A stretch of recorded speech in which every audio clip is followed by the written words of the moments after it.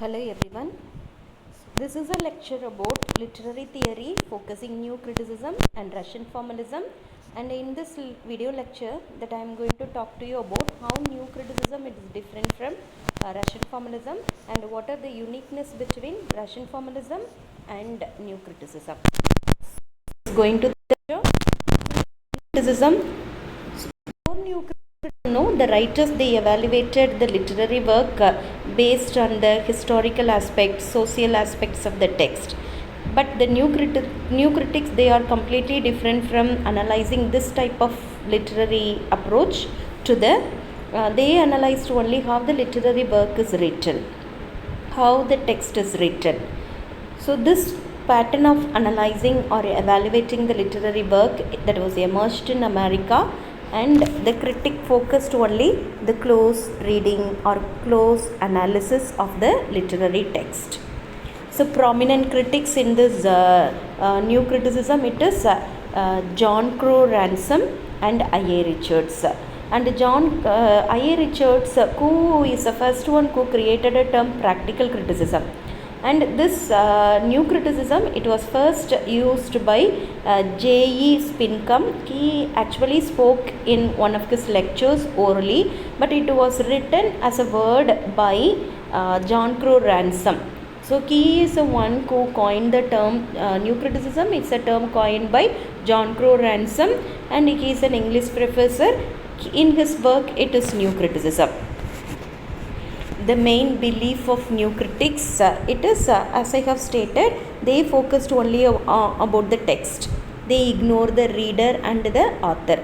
They focused only the close reading of the text. As it is a close reading of the text, they analyzed how the meter is employed, how the rhythm is employed, how metaphor, theme, imagery, how it was employed by the particular writer. This way, the critics of new criticism, they analyzed the literary work. They evaluated the literary work. So there are main writers who were influenced by new criticism. It is Matthew Arnold and T.S. Eliot.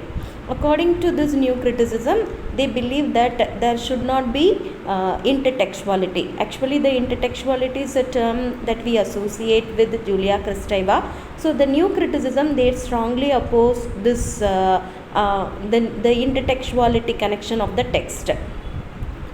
Text must be written as a text. There should be no connection between any literary work with the other literary work. So this is the way they analyze the literary work. And according to this new criticism, particularly focusing this John Crow Ransom, he created a two concept. It is autotelic text. The text has to speak.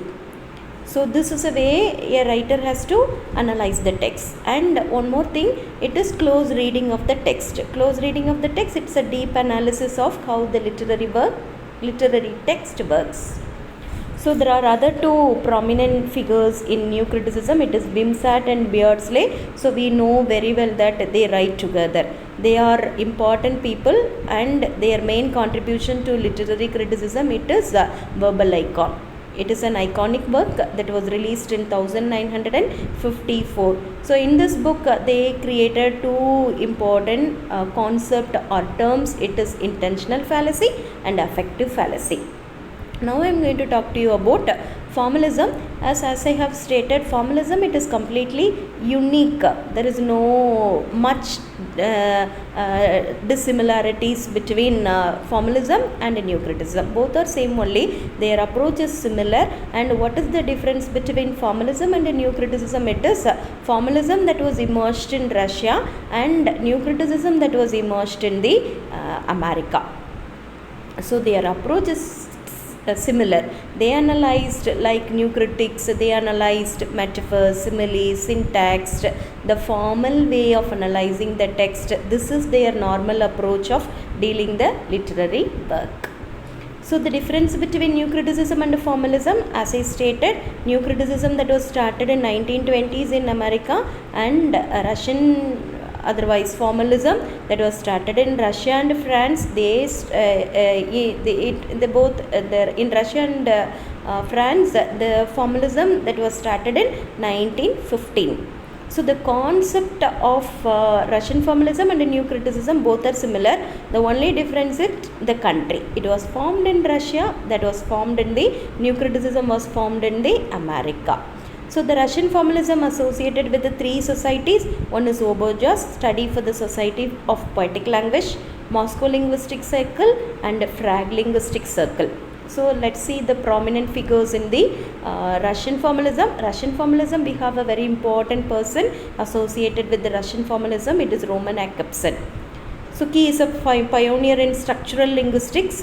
He is a key figure in Russian formalism and leader of Prague Linguistic Circle. He is associated with the Ferdinand de Saussure, a structuralist. And his main work, it is Two Aspects of Language, Two Aspects of Affairs, Disturbances and a Function of Language. Roman Jakobson, he is famous for creating two important concepts. One is selection and paradigm. So selection, that is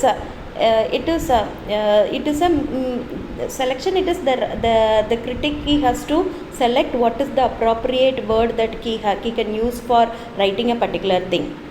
So for the word house, we can go for home, palace, cell. So in the exchange of the word, the house can be defamiliarized. So I use the word home or house.